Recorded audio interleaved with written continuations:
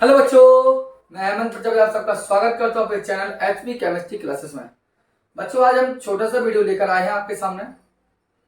बहुत दिनों के बाद आज आपका लेक्चर हो रहा है और आज के लेक्चर में हम आपको हेनरी के नियम, हेनरी लॉ के बारे में चर्चा करेंगे कि हेनरी का नियम है क्या और हेनरी का नियम कहाँ कहाँ यूज होता है और हेनरी के नियम की सीमाएं क्या हैं।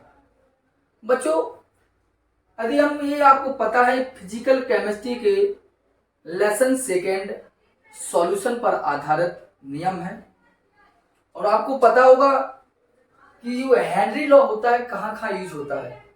आपने देखा होगा कि जब भी सोडा वाटर या कोल्ड ड्रिंक्स या बियर की बोतलें आपने देखी होंगी व्यवहारिक रूप में कहीं भी, तो आपने देखा कभी भी उसका ढक्कन खोलते हैं तो फिस की आवाज आती है। या आप किसी भी कोल्ड ड्रिंक को बार बार यदि आप हिलाते हैं इस प्रकार, तो जब भी ढक्कन खोलते तो एकदम से उसके अंदर जो लिक्विड भरा होता है वो बाहर निकल जाता है। और आप देखते हैं कि बुलबुले निकलते हैं उसमें से। उसका रीजन क्या है? उसमें रीजन क्या है कि उसमें कार्बन डाइऑक्साइड गैस भरी होती है और वह कार्बन डाइऑक्साइड गैस हेनरी के नियम के अकॉर्डिंग भरी जाती है। आपने ये सभी चीजें दैनिक जीवन में देखी होंगी। आपको बता दें, हम फेफड़ों के माध्यम से जो ऑक्सीजन हमारी अंदर आ रही है और ऑक्सीजन फेफड़ों से बाहर जा रही है, मतलब शुद्ध ऑक्सीजन अंदर आती है और अशुद्ध ऑक्सीजन बाहर जाती है। यह भी हेनरी के नियम पर आधारित है। ठीक, आपको पता है गोताखोर जब समुद्र में छलांग लगाते हैं तो उस समय ऑक्सीजन के साथ साथ उसके हीलियम का मिश्रण दिया जाता है, तो वो भी हेनरी के नियम के अकॉर्डिंग काम करता है।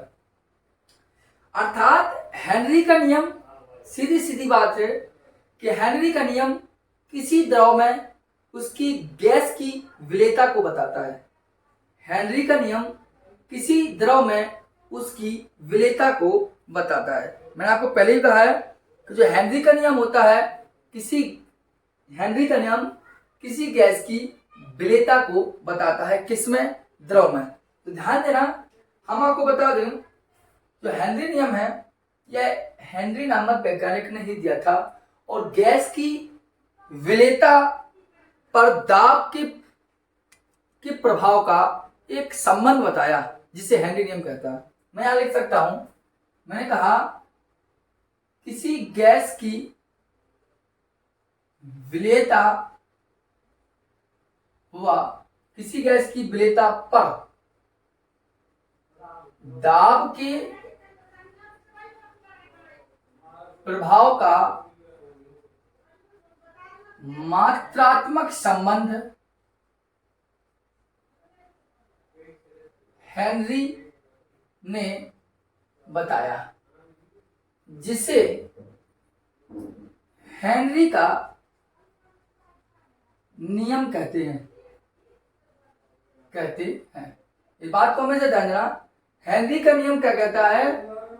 हेनरी का नियम यही है कि कोई भी गैस द्रव में कब विलय होती है, किस मात्रा में विलय होती है, अर्थात द्रव में गैस को घोलना है, वो कैसे घोलेगी। तो आपको बता दें, आप हमेशा इस बात ध्यान देना, कोई गैस, एक पात्र आपका ये है और एक पात्र आपका है, यहां भी पानी भरा हुआ है और यहां भी पानी भरा हुआ है।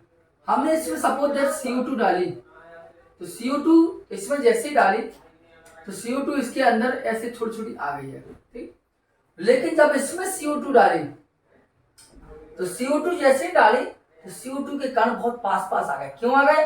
क्योंकि हमने ऊपर से एक पिस्टन से दाब लगाया। दाब लगाएंगे तो क्या होगा? CO2 द्रव में विलय हो जाएगी। जैसे हम CO2 डालते हैं, डायरेक्ट डालते हैं, केवल कोई पिस्टन के माध्यम से कोई प्रेशर नहीं लगा रहे हैं, कोई दाब नहीं लगा रहे, तो उसके कण, गैस के कण बहुत दूर दूर है, अर्थात घुलनशील नहीं है। लेकिन हमने जब पिस्टन लगाया तो गैस के कण क्या हो गए? द्रव में विलय हो जाते हैं। इससे आप देखते क्या है कि प्रेशर लगाने से, दाब बढ़ाने से गैस द्रव में विलय हो जाती है। जैसा कि आपने कोल्ड ड्रिंक्स वगैरह में देखा होगा, वहां पर होता क्या है, यही प्रक्रिया होती है कि कोल्ड ड्रिंक में प्रेशर के द्वारा CO2 भरी जाती है। तो मैंने यही बताया कि किसी गैस की विलेयता पर दाब के प्रभाव का जो मात्रा तक संबंध है वो हेनरी ने बताया था। इसी को हेनरी का नियम कहते हैं। अब होता क्या, हेनरी इस नियम के अनुसार है क्या प्रक्रिया, इस अनुसार कहा कि स्थिर ताप पर किसी गैस की विलेयता, विलेयता नहीं लिखना हो तो किसी गैस की मात्रा मान लें, मात्रा मतलब हम सीधा मास मान के चलते हैं। स्थिर ताप पर किसी गैस की विलेयता आंशिक दाब, आंशिक दाब कहते हैं फी के समानुपाती होती है, समानुपाती होती है। देखिए विलेयता आपका क्या है, small M, P pressure and समानुपाती से एम समानुपाती पी होती है। ये ऐसा रहता है एम इक्वल टू के, के क्या है, एक स्थिरांक है। और कौन सा स्थिरांक होगा, हेनरी स्थिरांक होगा। बात समझ आ गए, तो क्या आपका स्थिरांक होगा। ये उन्होंने एक प्रकार की वर्ड कहा था जो हमने आपको यहाँ भाग पर लिखे, आप अपनी कॉपी में नोट भी कर सकते हैं। अगर सही से आगे देखें तो उन्होंने क्या बताया कि यदि गैस की विलेयता को, उन्होंने कहा कि जो गैस की विलेयता है, विलेयता को वो कहते हैं, अगर हम गैस की विलेयता को, विलेयता कोई भी गैस हो उसकी विलेयता को, मतलब विलेयता कहलाता है घुलने की प्रवृत्ति या घुलने कितनी मात्रा किस चीज में घुली है, वह विलेयता है। यदि गैस की विलेयता को विलयन के, किसी भी गैस की विलेयता को विलयन के मोल प्रभाज या मोल अंश में, किसी गैस की विलेयता को विलयन के मोल अंश में व्यक्त किया जाए, व्यक्त किया जाए, तब क्या होगा, तब वो कहते हैं, तब परिभाषा क्या बनती है, तब परिभाषा ध्यान देना, तब परिभाषा कहती है आपकी, ध्यान देना, तब परिभाषा आपकी कहती है, एक बार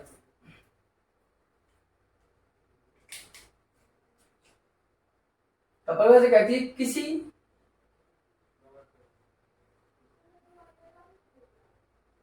गैस का आंशिक दाब, कोई भी गैस हो उसका पार्शियल प्रेशर, किसी गैस का आंशिक दाब अर्थात P विलयन के, गैस की कहता हूं, ठीक है, गैस के मोल प्रभाज या मोल फ्रैक्शन या मोल अंश, इसको एक्स से लिख रहा हूं मैं, मोल प्रभाज अर्थात एक्स से, मोल प्रभाज के समानुपाती होती है। जैसे देखना, आंशिक दाब अर्थात P, मोल प्रभाव अर्थात एक्स के समानुपाती। यहाँ किसकी गैस की बात कर रहा है, तो P इक्वल टू इस पर के और यहाँ लिखता है H, और X किसके लिए, गैस। जहां KH क्या है आपका, KH क्या है, हेनरी स्थिरांक, इस बात को आप, और P आप जानते हैं आंशिक दाब है, और X आपका क्या है, मोल प्रभाज है। बताइए समझ बात हो जाएगी। ये था आपका हेनरी का नियम। हम बार बार आपसे यही बात करें कि हेनरी का जो नियम है वो है किसी गैस की द्रव में विलेयता को बताता है, ठीक है, इतना नोट कीजिए आप लोग।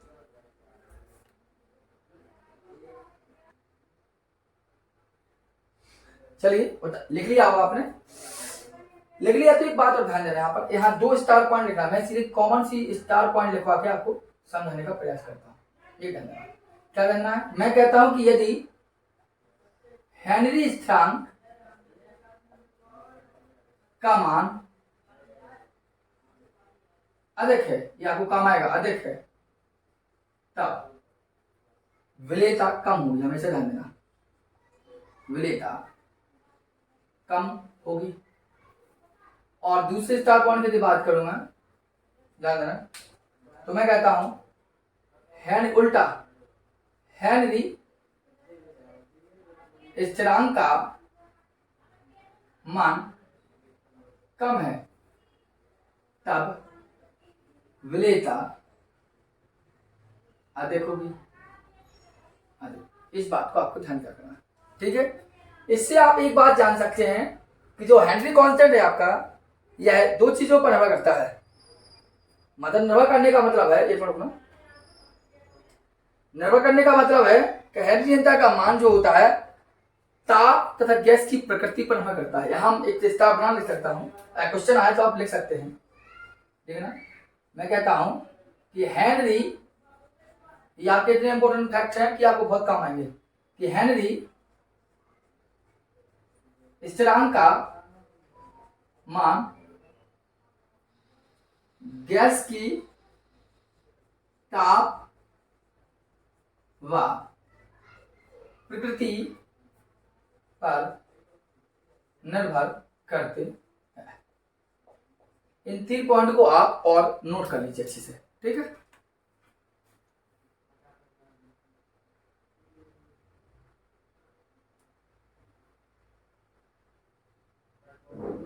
चलिए आगे बात करें, हम आगे तो बात करें तो हम आएंगे आप हेनरी नियम की सीमाएं क्या है, और हेनरी नियम की सीमाएं क्या है वो आप बस देख रहे हैं।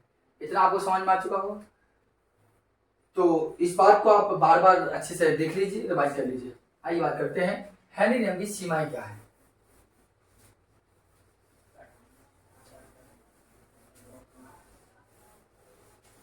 तीन पॉइंट हमने आपको लिख रखे, वीडियो पॉज करके आप इसको अच्छे से लिखें और याद रखें।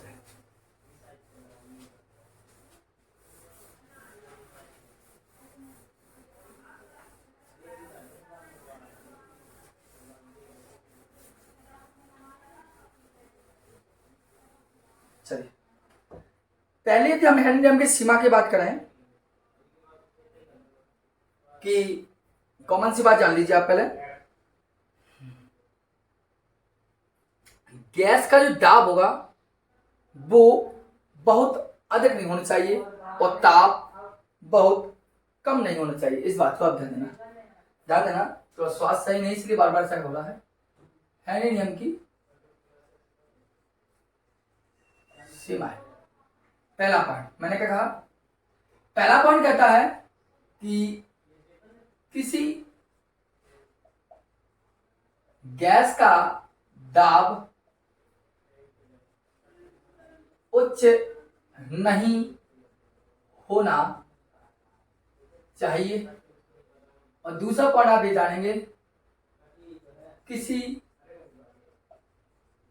गैस का ताप बहुत कम नहीं होना चाहिए, नहीं होना चाहिए, ठीक है। बार फोन आ रहा है, बरोबर।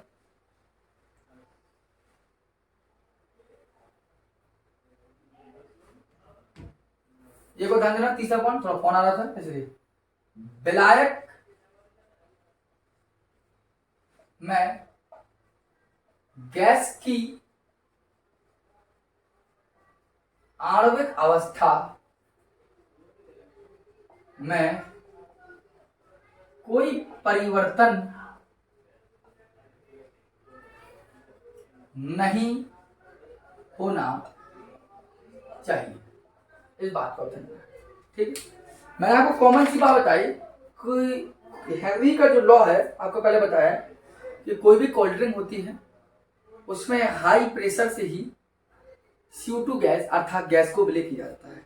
मतलब विलेयता, हेनरी नियम जो होता है ये किसी गैस द्रव में किसी गैस को विलेयता को बताता है कितनी मात्रा उसमें घुली है। तो जो घिलती है वो विलेयता के जो उसकी मात्रा के आधार पर होती है। वही मात्रा तक संबंध हमारे हेनरी जी ने बताया था। हेनरी बताया कि दाब ज्यादा उच्च नहीं होना चाहिए। हाँ मानता हूँ कि प्रेशर से ही गैस द्रव में विलय होगी, लेकिन ज्यादा हाई प्रेशर भी नहीं होना चाहिए। इसी का और थोड़ा स्थिर ताप तो होता है पर क्योंकि नियम आपको दिया, लेकिन ताप बहुत कम भी नहीं होना चाहिए, ये कांस्टेंट होना चाहिए। विलायक में जो गैस की आवश्यकता, मतलब जो आपका विलायक है, ब्लैक जो लिक्विड आपका जल है, उस जल में गैस की आणविक अवस्था जो अणु के रूप में हाइड्रोजन है, CO2 है या O2 है, उसमें कोई परिवर्तन नहीं होना चाहिए, जैसा है वो वैसा ही रहे। यही कहलाती है हेनरी नियम की सीमा। आपको मैंने उपयोग आपको बताया था, उपयोग में क्या करते हैं हमको पता है कि जो गोताखोर वगैरह होते हैं, हेनरी नियम के उपयोग में मैंने आपको पहले बताया कि जो गोताखोर होते हैं, गोताखोर क्या करते हैं, गोताखोर ऑक्सीजन के साथ साथ हीलियम गैस जाती है उसमें के साथ, तो उसमें वो हेनरी लॉ लगता है। दूसरी बात है कि जो फेफड़ों में शुद्ध ऑक्सीजन आ रही है, अशुद्ध ऑक्सीजन बाहर जा रही है, तो ये भी हेनरी के लॉ के अकॉर्डिंग बाहर जा रहे हैं, ठीक है। और आपको पता है मृदु पेय जैसे सॉफ्ट ड्रिंक वगैरह में उसमें CO2 भी आपके हेनरी नियम के अकॉर्डिंग मिलाई जाती है। तो ये आपकी थी हेनरी नियम जी। लेसन आपको पता है ये सॉल्यूशन वाला लेसन है आपका, वहां पर मैंने कराया नहीं था, इसलिए आपको आज यहां कराया है। आपसे यही निवेदन है कि वीडियो को आप चैनल को आप सब्सक्राइब अवश्य कर ले और वीडियो को जितना हो सके शेयर अवश्य करें। और सॉल्यूशन लेसन की सभी के सभी वीडियो, क्योंकि सॉल्यूशन लेसन में ये हेनरी लॉ छूट गया था इसलिए हमने आपको पढ़ाया है। बाकी ये सभी चीजें आप हेनरी सॉल्यूशन वाले लेसन से आप पढ़े, न्यूमेरिकल से मैंने सिखाए हैं आपको। चैनल को सब्सक्राइब कर लें अगर न्यू हो, और वीडियो को ज्यादा से ज्यादा आप शेयर करें। धन्यवाद।